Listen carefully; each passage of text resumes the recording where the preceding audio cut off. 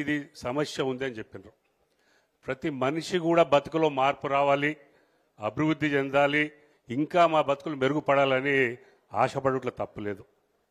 Congress party మరి 6 గ్యారెంటీలు 420 హామీల పేరున ఆటో డ్రైవర్లకు కూడా సంవత్సరానికి 12,000 ఇస్తా అని చెప్పి ఇలా మీ ముందటికి వచ్చిండ్రు.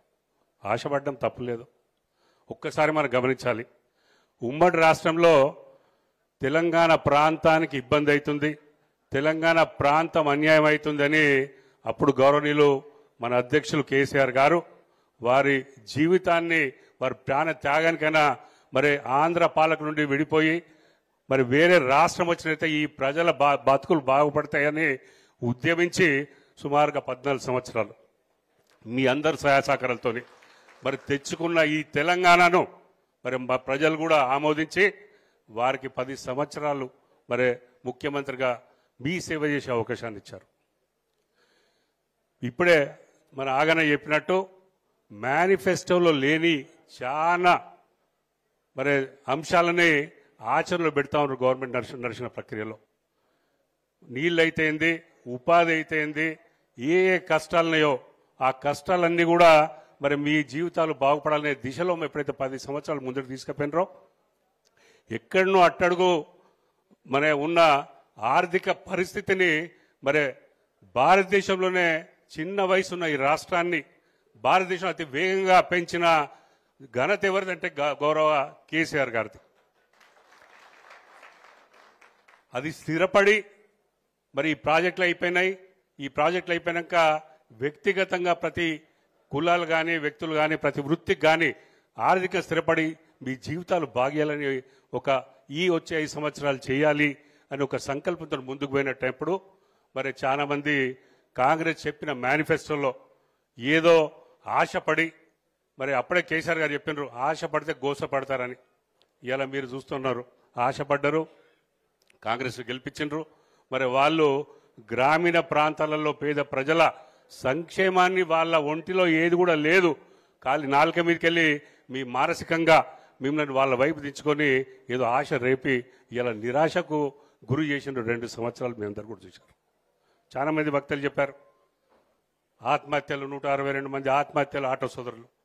మరి ఇవన్నీ జరుగుతుంటే ఒక ప్రధాన ప్రతిపక్షంగా ఏం చేయగలుగుతాం? గవర్నమెంట్లు ఉంటే కేంద్ర గవర్నమెంట్కి వెళ్ళొచ్చు, రకరకాల స్కీమ్లు మీ ఆచరణలో పెట్టవచ్చు.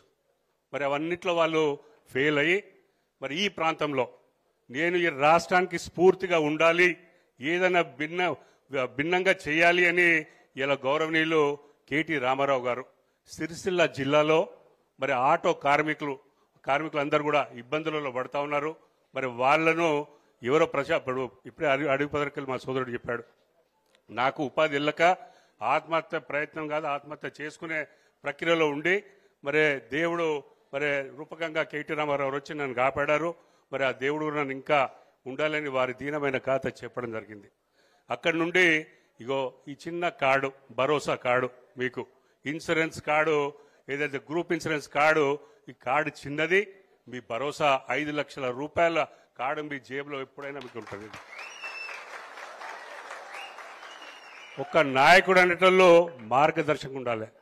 రాజకీయ నాయకుడు ఎప్పుడు వాడిని కూర్చి చూస్తాడు ఎవరినైనా మోసం చేసి. కానీ ఇలా కేసీఆర్ గారు కానీ తండ్రికి తగ్గ తనయుడులాగా కేటీఆర్ గారు కానీ భిన్నంగా ఆలోచించి ఇవాళ నా జిల్లాలో ఈ ఆటో సోదరులందరికీ కూడా జీవితంలో భరోసా ఇస్తా, ఏ దురదృష్టవత్తు ఏ ప్రమాదం జరిగినా నా కుటుంబం రోడ్డు మీద పడకుండా 5 లక్షల రూపాయలు మీకు వచ్చే విధంగా మరి వారు చేసింటే వారికి మనం ఆలోచించాలి. అలా మన రాంబాబు యాదవ్ గారు మాట్లాడుకుంటూ చెప్పారు, రాష్ట్రంలో ఇది కేవలం ప్రారంభం మాత్రమే. ప్రతి రాజకీయ నాయకుడు పార్టీలకు అతీతంగా ఎప్పుడైతే ప్రజాస్వామ్యంలో వారి జీవితాన్ని ప్రజలకు అంకితం చేసినరో ప్రజలకు అవసరానికి అనుగుణంగా వారికి ఏ అవసరాలు ఉన్నా కూడా వ్యక్తిగతంగా వారి సొంత డబ్బులతోని ఇవాళ సిరిసిల్లాలో పునాది వేసిండ్రో తప్పకుండా రాష్ట్ర వ్యాప్తంగా ప్రతి కార్మిక సోదరుని కూడా మరి ప్రతి నాయకుడు కూడా తీసుకొని వారికి ఈ సహాయ సహకారాలు చేయాలి అని ఒక స్ఫూర్తిదాయకంగా ఉంటుందని కేటీ రామారావు గారిని మరి ఈ పునాది వేసిందని నేను భావిస్తా ఉన్నాను. తండ్రి ఎట్లయితే ఆలోచించో వారి కొడుకు కల్వకుంట్ల తారక రామారావు కూడా ఒక సున్నితమైన మనసుతోని పేద ప్రజల సంక్షేమం వారితోని ఉండాలి, వారు నాకు మరి రాజకీయంగా ఎదుగుదలలో తోడ్పాటు చేసినారు కాబట్టి మీకు తెలుసు, నేను కూడా ఈ ప్రాంతం వారిని ఇక్కడ పుట్టిననే మలకపేట మా గ్రామము. సిరిసిల్ల పాత బస్టాండ్కి ఇంత చిన్న బస్టాండ్ ఉండే, వస్తే ఎట్లా పోయినాము, కచరాల పడికెళ్ళి చూస్తున్నాము, అక్కడికి సర్వీసులు ఆర్టీసీ బస్సులు చూస్తే వీరు ఇక్కడ ఎన్నుకోబడ్డ తర్వాత ఈ సిరిసిల్ల రూపురేఖల్ని మార్చేసినారు. ఎవరు కూడా ఈ సిరిసిల్లకి ఎట్లా ఉండే ఎట్లా అయిపోయిందనే పరిస్థితి తెచ్చిందంటే ఈ సిరిసిల్ల జిల్లా ఈ ప్రాంతానికి వారిని మీరు ఎన్నుకున్నందుకు అదృష్టంగా భావించాలి. మీరు తప్పకుండా ఇవాళ మీరు ఒక్కసారి మళ్ళీ ఆలోచించాలి. మీరు తలుసుకుంటే దేన్నైనా మరి ప్రజా అభిప్రాయాన్ని మార్చే శక్తి ఉన్న వ్యక్తులలో ప్రథమంగా ఉండే వ్యక్తులు మా ఆటో సోదరులు, ఆటో డ్రైవర్లు, ఆటో అన్నలు, తమ్ముళ్ళు అందరూ కూడా. ఇలా ఆలోచించండి, ఏది నిజం ఏది అబద్ధం చెప్పేదానికి చాలా మంది చాలా చెప్తారు, ఆచరణలు చేసి చూపేయడమే ప్రథమం అని మీరు ఒకసారి ఆలోచించాలి. ఇలా మరి 10 సంవత్సరాలలో ఎవరో అడ్డికి పావుసారి నెత్తి మీద రూపాయి పెడితే పావులు అమ్ముడోడు కూడా కేసీఆర్ తిడతాడు, కేటీఆర్ తిడతాడు, అందరు తిడతా ఉంటారు. కానీ ఎవడు తిడతాడు? చేతగానోడు తిడతాడు. చేతనైనోడు పని చేసి చూపిస్తాడు. ఈ తిట్టే వాళ్ళందరికీ కూడా ఒకటే చెప్తున్నా, అరే బిడ్డ మీకు చేత కాదు, ఇప్పుడు అనగకాయ సప్పుడు చేస్తుందా, బుర్రకాయ సప్పుడు చేస్తుందా? బుర్రకాయలు ఊపితే సప్పుడు చేస్తూ ఉంటుంది. ఈ సప్పుడు చేస్తే నా కొడుకులందరూ కావాలే. తిట్టుడే వాళ్ళకి వేరే తప్పితే ఏం రాదు. దమ్మున్నోడు ఆచార్య పెట్టి చూస్తాడు. దమ్మున్న నాయకుడు మనకు సిరిసిల్లలో ఇలా కేటీఆర్ గారు ఉన్నారు. అందుకే రాష్ట్ర వ్యాప్తంగా ఆదర్శంగా ఇలా సిరిసిల్ల జిల్లాను నిలిపినారు. ఇలా ఈ సంక్షేమం ద్వారా తప్పకుండా రాష్ట్రంలో స్ఫూర్తి పొంది మరి ప్రతి జిల్లాలో కూడా ఈ విధంగా చేస్తారని భావిస్తా ఉన్నాను. మళ్ళొక్కసారి ఆలోచించండి. ఇలా రేపు ఎన్నికలు వచ్చినాయి, స్థానిక సంస్థలు ఇలా అదే చెప్తాను, ఎన్నికలు వచ్చినాయి. మరి ఈ ఎన్నికలలో కూడా ఒక్కసారి గవర్నమెంట్ బుద్ధి చేసే సమయం కూడా ఆసన్నమైంది. ప్రజాస్వామ్యంలో మనం ఏం తిట్టుడు కాదు, ఏ ఓటు రూపకంగా బిడ్డ మీకు సంగతి చెప్తాం రా బిడ్డ అని చెప్పి మీరు చూపించినప్పుడే మరి గవర్నమెంట్ కూడా తెలిసి వస్తుంది. ఏదన్నా బుద్ధి వచ్చి కొంచెమని ఆచరణలో పెడతారు. ఇలా సిరిసిల్ల జిల్లాలో ఇక్కడ వారు కొన్ని ఇచ్చినా కూడా మరి వేములవాడ 5 మండలాలలో ఈ 2-3 రోజులలోనే మరి మనందరం ఒక ఫంక్షన్ హాల్ తీసుకొని ఇట్లనే ఒక సభ ఏర్పాటు చేసుకొని ఈ కార్డులన్నీ కూడా ఇచ్చి మంచిగా భోజనం పెట్టుకొని మళ్ళీ ఒకసారి మనం అందరికి ముందడికి పోతా ఉన్నాం. మరి మా కేటీఆర్ గారు, మా నాయకుడు కేటీఆర్ గారి స్ఫూర్తితోనే మరి వారి అనుమతితోనే మీకు ఎటువంటి ఆరోగ్య పరిస్థితి అయినా కూడా మా రామ్మోహన్ గారు కూడా చెప్తా ఉన్నాను, మీరు ఒక ఆరోగ్య కార్డు కావాలంటే కూడా ఇస్తాను. మా దవాఖానలో మీకు ఏ అవసరం ఉన్నా కూడా ఉచితంగా చేసే ప్రక్రియ మేము ముందుంటా అని కూడా మీ ఇద్దరు కూడా తెలుస్తా ఉన్నాను. ఎందుకంటే ఇది ఏమైనా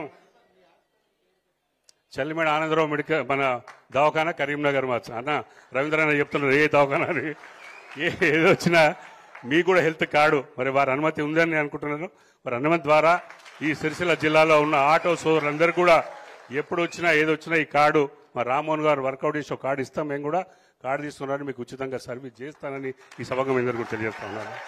అందుకని భరోసా ఉంచండి, కేసీఆర్ గారి మీద భరోసా ఉంచిండ్రు, రాష్ట్రం సాధించిండ్రు, 10 సంవత్సరాలు అభివృద్ధి చేసిండ్రు. ఇలా కేటీఆర్ మీద భరోసా ఉంటే సిరిసిల్ల ప్రాంతంతో పాటు భారతదేశంలోనే ఇన్ఫర్మేషన్ టెక్నాలజీ అనే ఏ మంత్రి కూడా భారతదేశంలో వారికి ముకాబిలా లేకుండే మరి ఈ హైదరాబాద్ సిటీతో పాటు తెలంగాణ రాష్ట్రాన్ని మరి బెంగళూరు వంటి దిగ్గజ సాఫ్ట్వేర్ రాష్ట్రాలను కూడా మరి దాన్ని అధిగమించి నెంబర్ 1కి తీసుకుపోయి ఎంతో మందికి ఉపాధి కల్పించారు. చెట్టు ఎంత మంచుకున్నా ఏర్లు మంచుకుండాలి. మరి గ్రామీణ ప్రాంతంలో మీరందరూ బాగుండాలని వారి సంకల్పంతో ఇలా వారికి ఒక స్ఫూర్తిగా నేను కూడా మీ వెనువెంట ఉన్నాను ఈ సభకు తెలియజేసుకుంటూ, మళ్ళా ఏదైనా కూడా ఒక్కసారి పాజిటివ్గా ఆలోచించండి.